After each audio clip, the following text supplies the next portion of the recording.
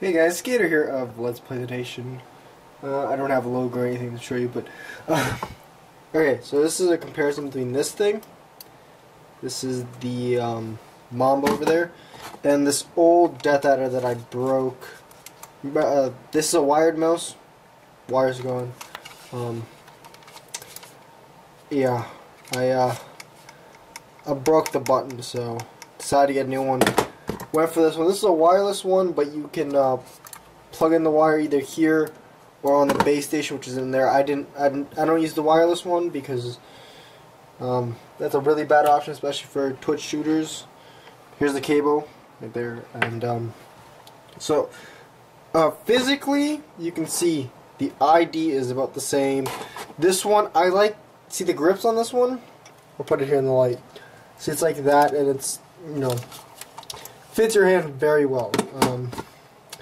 This one's kind of indented and whatnot, and it doesn't fit as well, but I like it for picking it up more. You can, I'm not exactly using my right hand, but you can pick it up without gripping as hard as on this one. You get the grip more on this one, and that kind of fucks you. These are both right-handed mice, and I'm holding my camera with my right hand, so left hand's gonna have to do.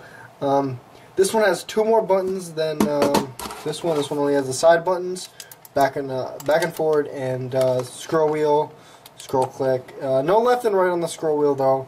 On both these mice, that, you know, kind of bothered me. This one has LEDs both on the logo here. You can see that illuminates, and the scroll wheel. This one does not on the logo, which doesn't bother me that much. The thing that bothers me about this one is the here logo and scroll wheel that only light up in green, in this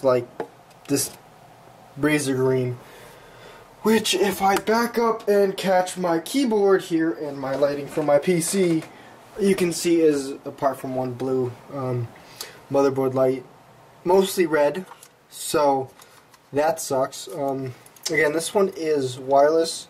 This is the charging point. The battery's under there, and on-off wireless. This is the eject for the.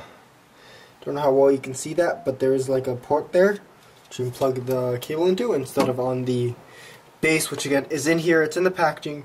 Packaging for this one is a lot nicer than this one.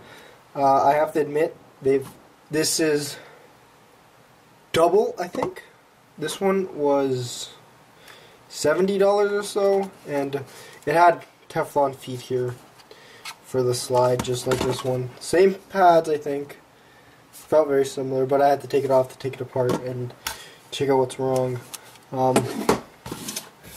They're both great mice. This one, the reason I decided not to get another one of these, and I popped on board to this, even though I knew this was going to be the same, and or I knew this wasn't going to be the same, and the and this area right here is a what's it called? It's a shiny plastic as opposed to this rubberized coating on this one. So I knew that was going to be a problem, but it doesn't really matter. I can just, if I really wanted to, I can just, you know, use some hockey tape, because I'm in Canada, so hockey tape isn't exactly like a thing people don't have.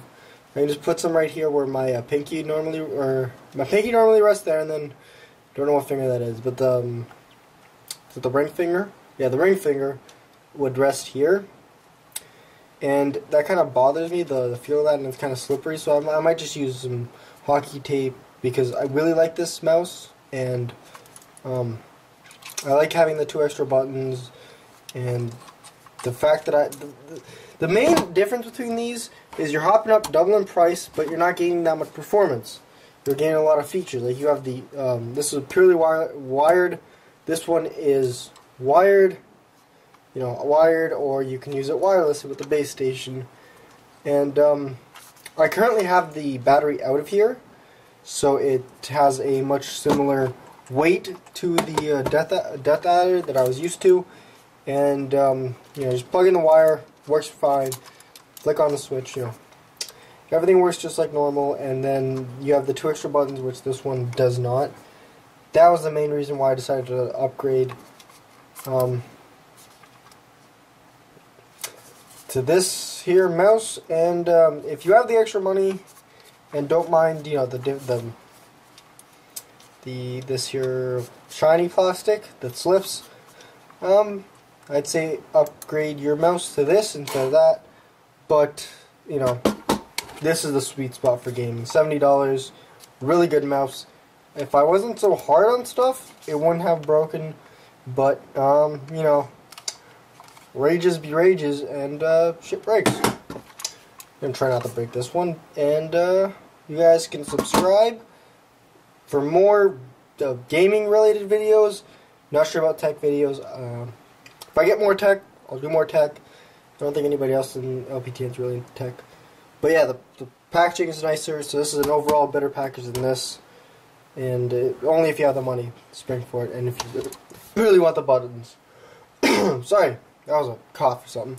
And they also have a Naga, which has buttons on the side, but those are like weird buttons. I don't like those. This is a lot better than the Naga, in my opinion. It has the perfect amount of buttons, not too many, not too little, for a FPS player like me. If you play, you know, something else, go ahead and get the Naga. But FPS players recommend this mouse over this one if you have the budget. This is a fantastic bang for the buck mouse. Also, the DPI on here I think is 64 on both, 6400 that is, and I play at 1800, so you know, nowhere near needing an upgrade there. I think you should be okay with 6400. I know there's 8200 DPI mice, but if you play more than, you know, 6400, I don't know what's wrong with you. It has the wide gamut that, you know, normal FPS players play for. I know Counter-Strike players will play in the low range, and then some of the higher Twitch players play in like the 1000 higher 1000 area, and then 2000. Don't know anybody that plays at 6400. So yeah, subscribe for more. Peace.